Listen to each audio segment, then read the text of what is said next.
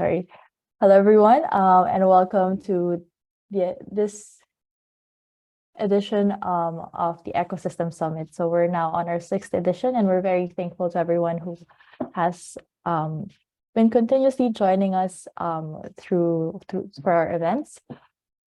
Just a quick overview of what will happen today. So the beginning of the summit will be a lecture by me about the effect of startup ecosystems on the economic growth of cities and also countries. During this 30 minutes, I'll also be briefly speaking about some updates about StartupBlink, about new industry reports that we have released in the last few weeks.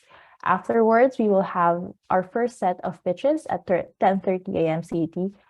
For this pitch, this set of pitches will have 9 ecosystems talking about their startup ecosystems and why startups should move there and why our investors should invest. Then afterwards, we will have a panel. The panel discussion will be about open innovation and its link to startup ecosystem development. After the panel, we'll have 3 more sessions of ecosystem pitches. These pitches will be around 16 ecosystems who will be talking about their startup ecosystems. So we'll get to know a lot of ecosystems today. We'll be able to travel around the world and get to know some ecosystems that are seed ecosystems, some big ecosystems. So there's an ecosystem for everyone, depending on what ecosystem you are interested in joining. So while we're just waiting for everyone to join, it would be great if you can leave a message on the chat, introduce yourself. It would be a great way to also network between the attendees of this event.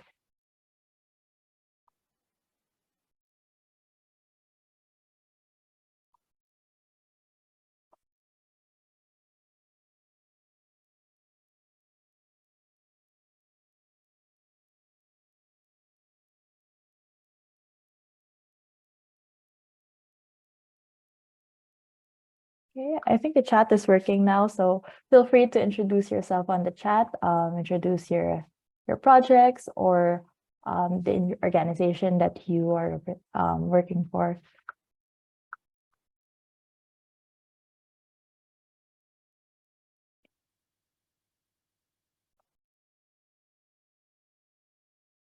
And also, if you have any questions, feel free to put them on the chat. Afterwards, we will be closing the chat and be opening the Q&A for more questions from the crowd.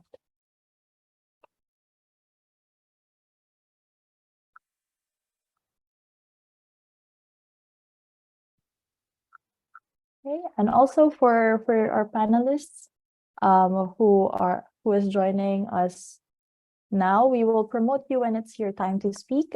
So the first session of pitching will start at 10:30 a.m. CET. We'll promote you, so you'll be able to share your screens and share your presentations if you have one.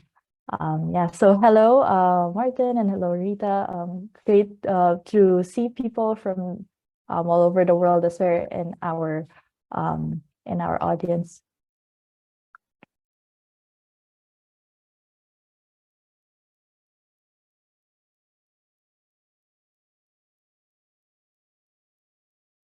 Okay, so I guess we will start. So throughout my lecture, feel free to ask any questions that you might have. Okay.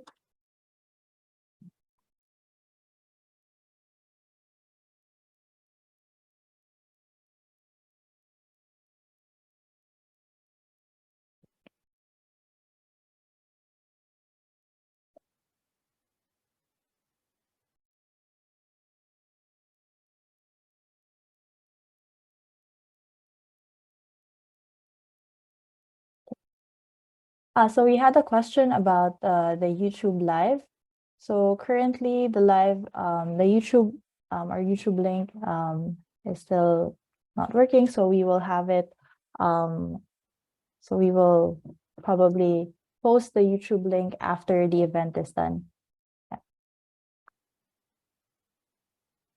Sorry about that. I just had some difficulties with my my presentation. Okay, so yeah, but we'll be sure to send out the recording. So in case that you won't be able to be here for the rest of the event, you will be able to still watch the other sessions of the summit because we will send out recordings after the event as well.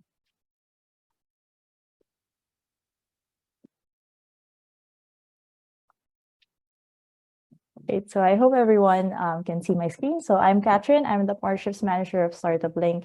Again, welcome to everyone who has just joined us today.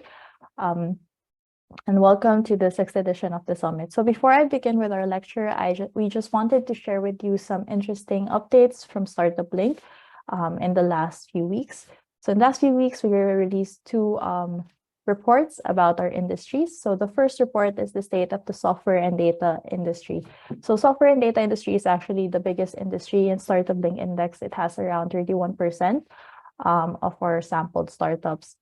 And also, of course, since we have more startups there, most of our unicorns also comes from the software and data industry.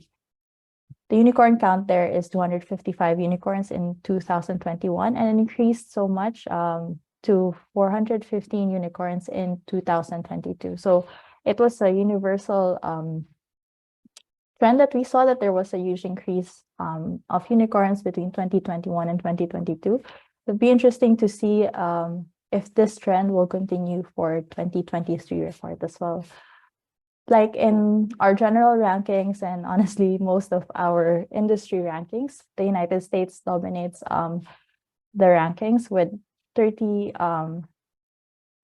it's the top ecosystem, it's top country, and also has 14 startup ecosystems that are overperforming in the industry. So when we say overperforming, it means that their ranking on the software and data report is higher than their general rankings. So the top cities overall for this industry are San Francisco. San Francisco Bay, of course, is still number one. Yeah, feel free to still introduce yourself on the chat. And then, of course, after the US, we also have China as the second top country in this industry, and then followed by Israel, the UK, and Germany. Okay. Next industry that we released is the health tech report. So health tech report is very interesting. It with what happened in the last few years with COVID and a lot of the other epidemics coming out in the past few years, there's been a lot of interest in the health tech ecosystem with innovators and also with accelerators and also the government. So it was a very interesting report for us to release. It's actually now the second largest industry in StartupBlink Index with 12.7% of our sampled startups there. The unicorn count is also relatively high. We have 73 unicorns in this industry, which represents 6.46% of the total sampled startups. Again, as I mentioned, the US still dominates as the first country in this industry rankings, and it has 17 startup ecosystems that overperform in the industry. Okay, and then followed by the US is again China and the UK. Yeah. So you can read our industry reports on the StartupBlink blog and also on the StartupBlink 2022 report. You can find it on our alternative rankings section towards the end of the report. So after the summit, we will also be sending you the links to these reports so you can dive deeper. If you have any doubts or questions, please let me know.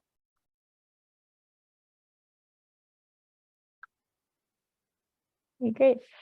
So now we'll start talking about the effects of startup ecosystem on the economy.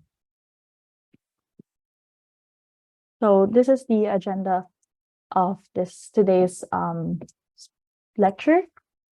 We will start with talking about understanding startup ecosystems, then understanding their effects to the economy. So why do we think that startup ecosystems and economy are interconnected? Startup ecosystems, of course, it contributes a lot to the economy. But we always say this, that it can only contribute if there's visibility and it's known to the outside world, to outside entrepreneurs and also those who are inside for it to really contribute to the economy. So what we do, for example, with StartupBlink is we partner with ecosystem developers globally in order for them to promote their ecosystem, to promote either their rankings or initiatives that they have, because we won't be able to maximize the full potential of impact of the startup ecosystem to the economy if we do not promote and we do not celebrate the startup ecosystem. We won't be able to see a lot of those effects if there's no perception and there's no attention to our startup ecosystem. So we always say that the startup ecosystem is a product, and like in most products, no matter how amazing the product is, if no one knows about it, then it won't be able to give you the best return on your investment.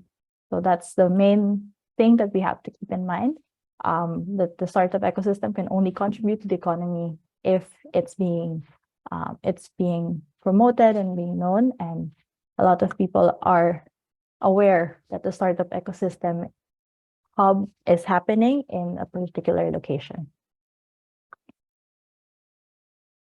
Okay. Okay. So now we'll go deeper into what are the effects of startup ecosystems to the economy. So, of course, the first one is, I guess, a bit apparent for everyone, which is there will be more jobs and more highly paid jobs, actually, and increased quality of life. So why is this so?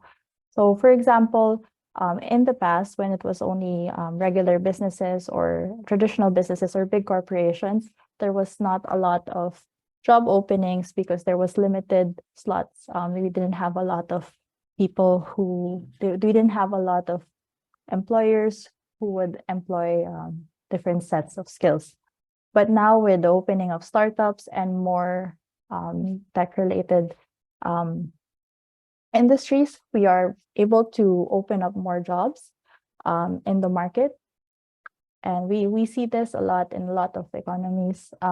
We see this that the jobs actually increase when the ecosystem is thriving. There's also not just more jobs, there's more highly paid jobs. This is because, for example, in the if there's more demand for a particular skill set, then employers will be forced to compete with each other in order to get the best talent, to ensure that they have the best talent. So people will most likely get better jobs because the power is on the employees to make sure that, because there's a lot of opportunity out there. Of course, there's increased quality of life because there's high-paying jobs. There's more power to pay and to purchase goods. Next one is the upgrade of the economy and its sectors. So when we have more startups that are up and coming and there's a thriving startup ecosystem, then the economy will also benefit from it. In the past, when we only had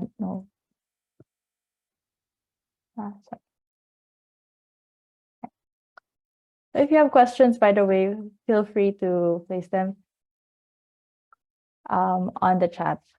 So upgrade of the economy and its sectors. So with the rise of the startups, there's more need and want for exploration of different sectors and industries. So we've seen this in the last couple of years, even with the industry reports that I mentioned a while ago. With the rise of the need for health tech, there were more innovators, and we were able to actually explore more sectors that were not available in the past. This also goes hand in hand, of course, with the available technology that we have now. So, for example, fintech has been in the rise in the past few years. This is because there's now competition from regular banks with startups. So now there's now a growth in that sector. So attracting multinational corporations and large companies. Of course, when the economy is growing, we always say this, people have a fear of missing out. So when we see that the ecosystem is flourishing, it attracts more investment and multinational corporations who would also want to invest in innovative ideas, innovative people in the ecosystem. This will help create more jobs, of course, more new services, and also have healthy competition between the corporations, the startups, and other SMEs. And also with the influx of multinational corporations, there's also more avenues for accelerators that are sponsored by these corporations. So it goes hand in hand. When the startup ecosystem is growing, more people want to go there, more investors and multinational companies. So there will be more growth because people who needs to be there are there. The fourth one is increased recordation, taxing on salaries, capital gains, local taxes. This goes hand in hand with the first point. So, of course, with more jobs, more highly paid jobs, there's more taxes that will be generated by the government. More taxes means that there's, of course, more capacity to build infrastructure and improve infrastructure, education, and all other public services that we have. And of course, local taxes are also increased because there are more businesses, there are more different kinds of entrepreneurs in the ecosystem. Of course, at the beginning, there will be a lot of investment as well from the government with grants, funding to their local startup entrepreneurs. But this is a great investment, and there will be surely great return on investment as long as we make sure that we continuously support our startups until they're able to walk on their own and then give back and through means of taxes, and also supporting other startup entrepreneurs who are just starting.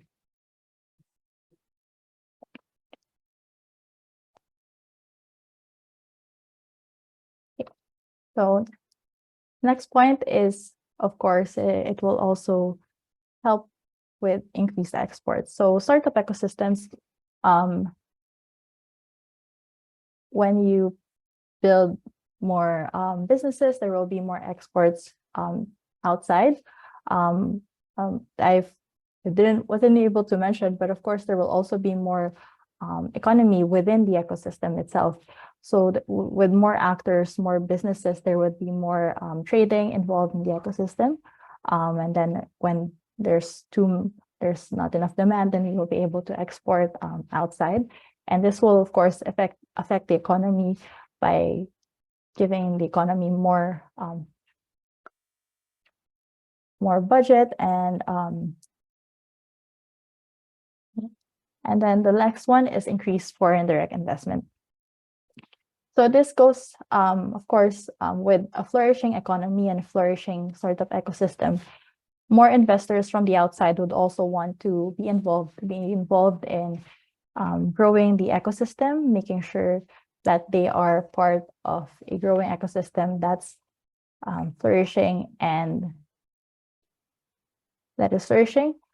For example, investors from outside would also want to be involved. So for example, we have Silicon Valley. Silicon Valley is a good example because there's a lot of investors from inside and outside as well. At the beginning, people were probably, they didn't know, when it was still growing, there were not enough people who were there. And then foreign investment came because of the growth of the startup ecosystem.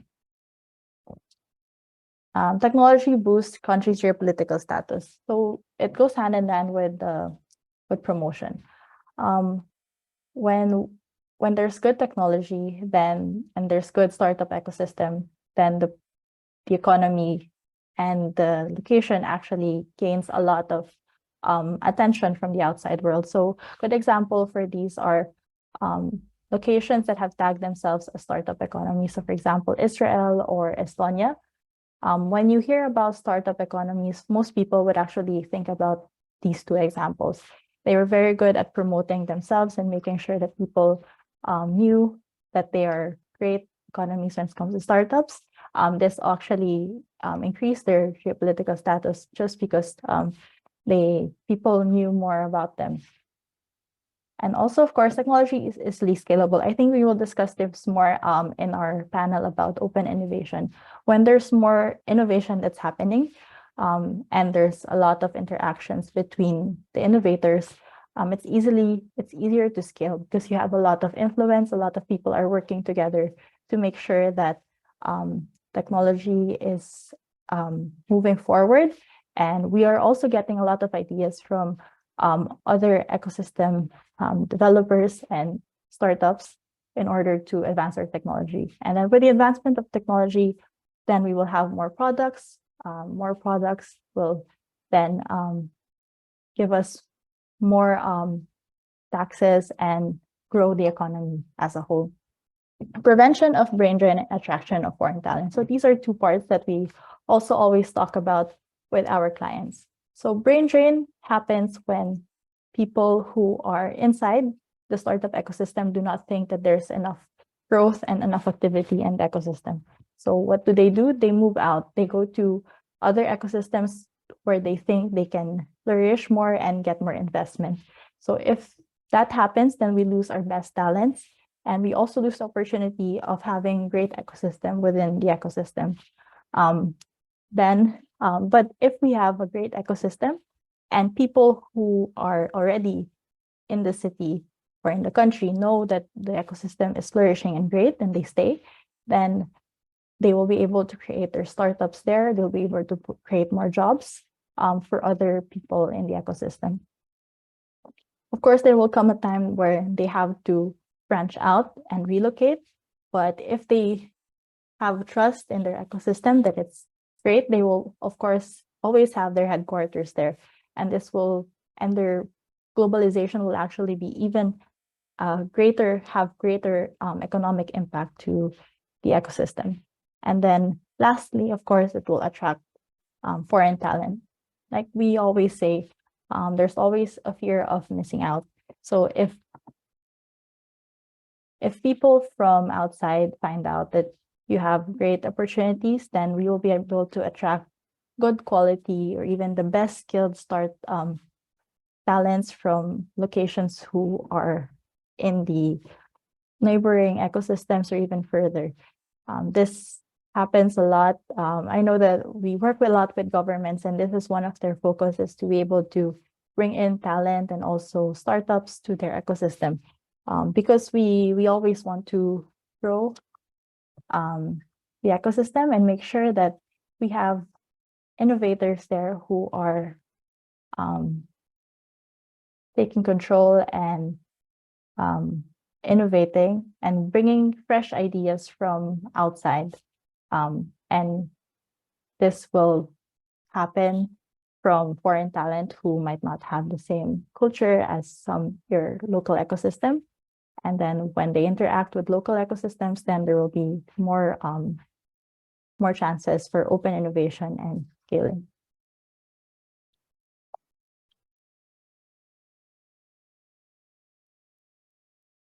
Okay, so we have around 5 minutes left, but before that, I just want to go back to our software and data and health tech rankings. So again, like we mentioned a while ago, if we have a flourishing ecosystem, there will always be a sector that will flourish more than others. We always say that in order for an ecosystem to really highlight itself, it's good to focus on a particular sector, because as of the moment, we cannot deny that San Francisco and American cities are still at the top. So for ecosystem developers, it's a great idea to focus on a particular ecosystem, industry in order for ecosystem to grow and then also impact the economy afterwards. So going back to software and data rankings, like I mentioned, the top 4 ecosystems are the US, San Francisco Bay, New York, Boston, LA. And then we have Beijing, and 5th location, then Tel Aviv, London, Seattle, and Paris and Shanghai. So the biggest winners here, actually the biggest overperformer is Toronto, Canada. So they're 14th in this industry, but and that's a 10-point difference from their global ranking. And then we have health tech. San Francisco Bay is still first. And then we have until rank 7, we have 7, we have US cities. The biggest winner here is Denver, which is 28 spots more than their global ranking. They are 6th in the health tech industry. Other surprises here is actually Lexington in the US, which also increased by 90 points. We have around 3 minutes left. So if you have any questions about the report, the industry report, about the lecture, please let me know.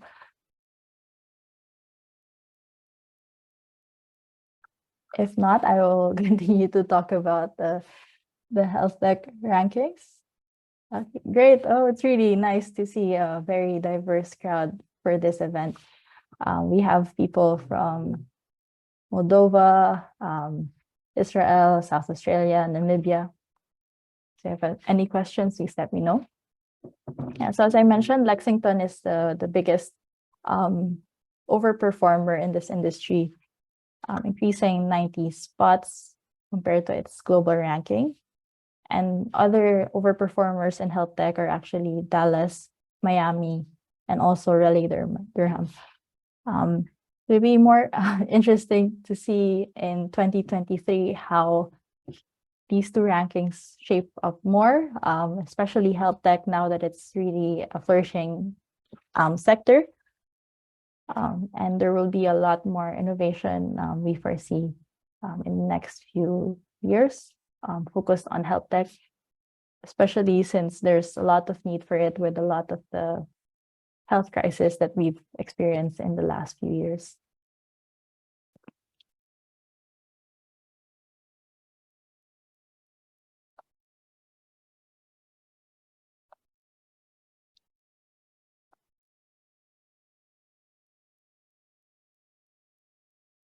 Okay, so that's it for our first lecture. So the next session will start in around a minute. We'll just make sure that everyone is here. So if you have any more questions about